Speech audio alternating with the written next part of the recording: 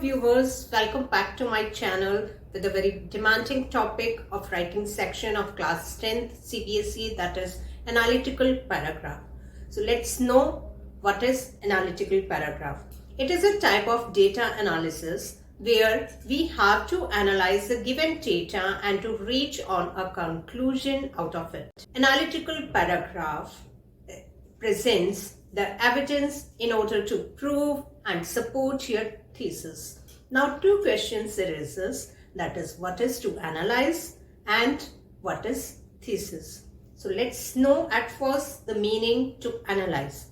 To analyze means to examine the smaller part of a structure to develop a hypothesis for how these parts relate to each other. Means to see, to understand and to write the facts in logical sequence. Secondly, it is a logical analysis. It means you have to arrange the information in logical way or in sequence. Okay.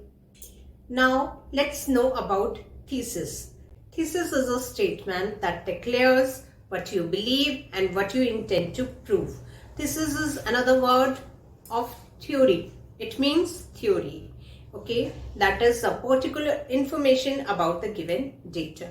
And secondly, in analytical paragraph, various diagrams are given. So don't solve them in mathematical terms. In maths, you solve these charts, bar graphs, etc. But in analytical paragraph, you have to analyze, you have to examine the given structure and to write the text about it based on your logical thinking. These paragraphs are based on various diagrams, that is charts, maps, graphs, reports, tables, etc. There is some information lies in that in non-verbal or visual form. You have to transform this information into visual or written form so that it can be read. In diagram, the information is not written in text. You have to write the information in text by analyzing it. And the main purpose is to find meaning in the given data so that the decisions can be made. Mostly this is used in the field of research. I remember while studying for my MBA, case study of reputed companies was given in the question paper with data, and we have to analyze it, interpret it and answer the given questions. It was of 20 marks there. But in your class 10 CBSE board, the analytical paragraph is of 5 marks and you have to write your paragraph in about 100 to 120 words. Now the question is that why this concept is added to your course. So examiner wants to focus on your mind, your creativity, your interpretation power, your logical thinking, that how you understand the given data and how smartly and perfectly you present the given data or idea. So this is like a mind game where you have to point out the main features of the given data in your mind and you have to present it smartly in logical sentences to prove your statement. While writing the analytical paragraph, you have to follow these 5 critical thinking skills. The first one is observation. Observation means to notice and to highlight the given facts. Second one is analysis. Analysis means to understand and to gather the provided data or information. Next one is inference. Inference means to draw conclusion based on the relevant data. Next one is communication. Communication means to share and receive information with others verbally, non-verbally or in writing. That is not given for the exams but only on normal days. In exams you will write the given information in your own words. based on your understanding. Next one is problem solving. By following all these four processes of gathering, analyzing, communicating information to identify and troubleshoot solution, then the problem is solved and your analytical paragraph is written. I want to give you one example of data analysis. I think कौन बनेगा करोड़पति तो सभी देखते हैं. And audience poll. You all know about audience poll. So in that audience poll, the public opinion is seen in the form of percentage, that how many people are agreed to the particular option. To see this, the contestant is sure about the answer, that which is the right answer, and he know the agreement of all the people in the form of percentage, and he reach on the conclusion about the particular option. Let's see the basic components of analytical paragraph in which you have to write your paragraph. The first one is introduction, body and conclusion. We will discuss the introduction. Introduction means to introduce the thesis. Mostly it is given in the question. We have to pick out the relevant content which is necessary to tell that about which topic, which subject the question is given and about what we have to write. It should be in 1 or 2 lines only, not more than that. Next one is body. Body means to elaborate your thesis. Elaborate means to say that the fullness of details. It should be in 2 paragraphs. In first paragraph, we will write what is the given data, what is the total percentage of the given data during the given time period. And in second paragraph, we will write the comparison of the given data. If it is asked to compare the given data during the given time period, so 2-3 years comparison is enough. Next one is conclusion. It means to conclude the whole data, the whole paragraph, what is shown. Let me tell you few of the focus points. You all know that 15 minutes prior reading time is given in every paper. So take time to read through the model and pay attention to the content of any paragraph by selecting the main features. Secondly, rich and vast use of vocabulary by using verb, noun, adjective, adverb, time phrases, describing phrases and describing quantities, comparison and the conclusion also. Next one is logical order of the information. It means at first we have to start with the introduction. Introduction must be in 1 or 2 lines only. Next, body. Body should be in 2 paragraphs. In first paragraph, we will describe the given data, and in second paragraph, we will make the comparison of the given data. Third one will be conclusion, to conclude the overall data in 1 or 2 lines only. Next point is that it would be better to use the passive form of verb and use the same tense throughout the whole paragraph. No personal information and observation should be mentioned. Whatever is given in the data, we have to analyze it and to write it. Let's understand it with the help of an example. And the question is, the chart below shows the expenditure of 2 countries on consumer goods in 2010. Write an analytical paragraph describing the bar graph in about 100 to 120 words. So we can see that here the money is given in pounds sterling. Pound sterling is a British money and it is equivalent to 102.34 Indian rupees. Okay.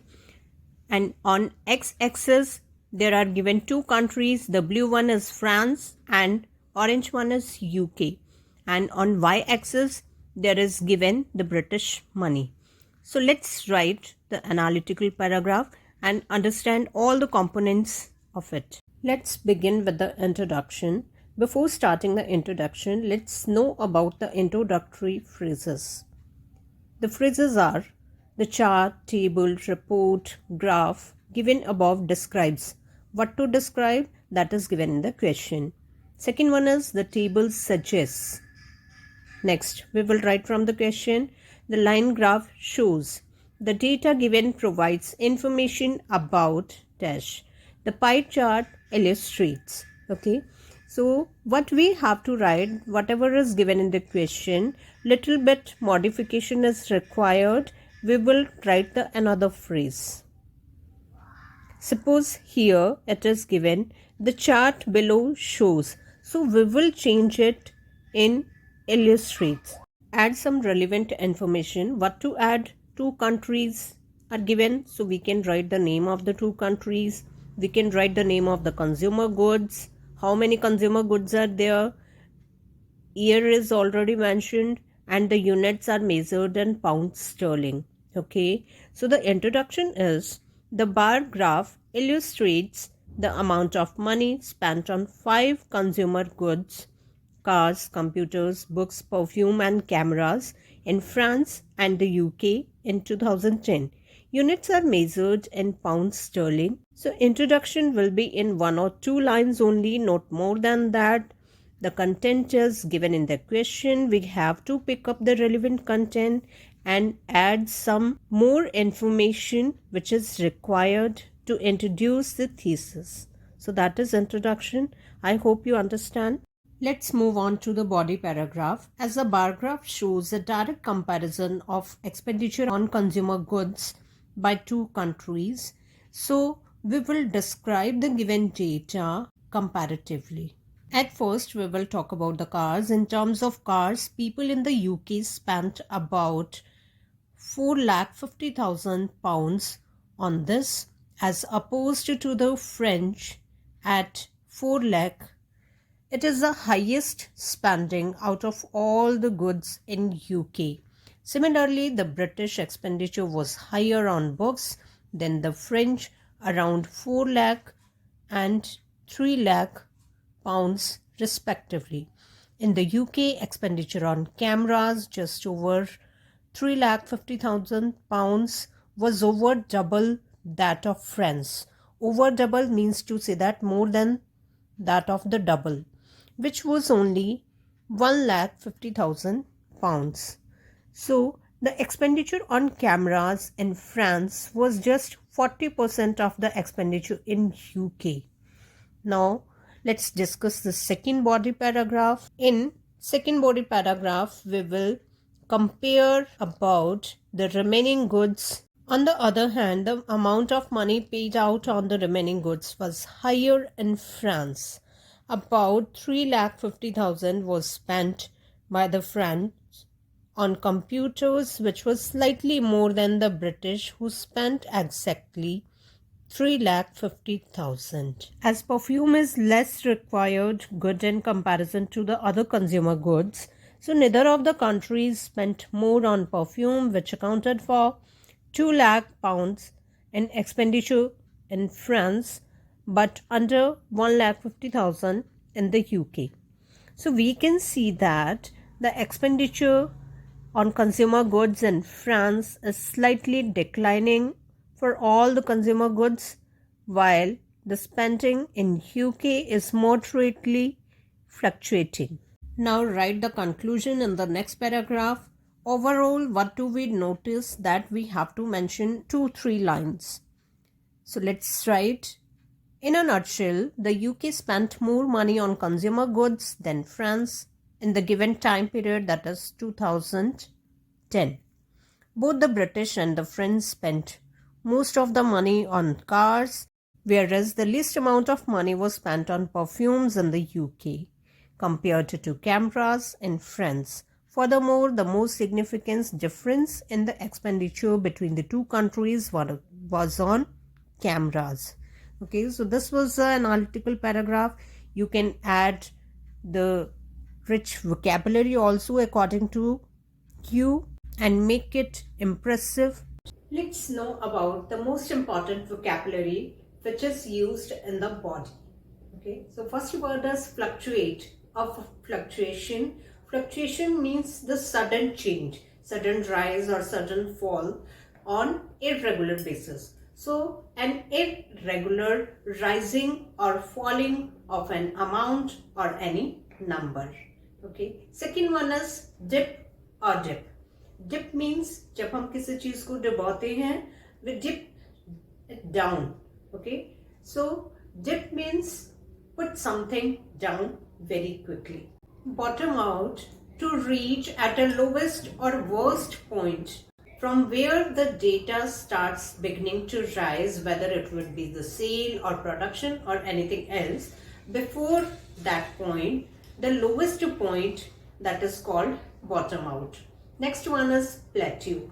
Plateau, that is after much progress, where it reach at that state where there is no change or any little change. Level off, to approach or reach at a steady rate or steady amount, that is on the regular basis. Peak at, that is the highest level, the maximum level. At the peak of, it means to reach at a maximum. Hit a high of, to reach a very particular level, especially very high.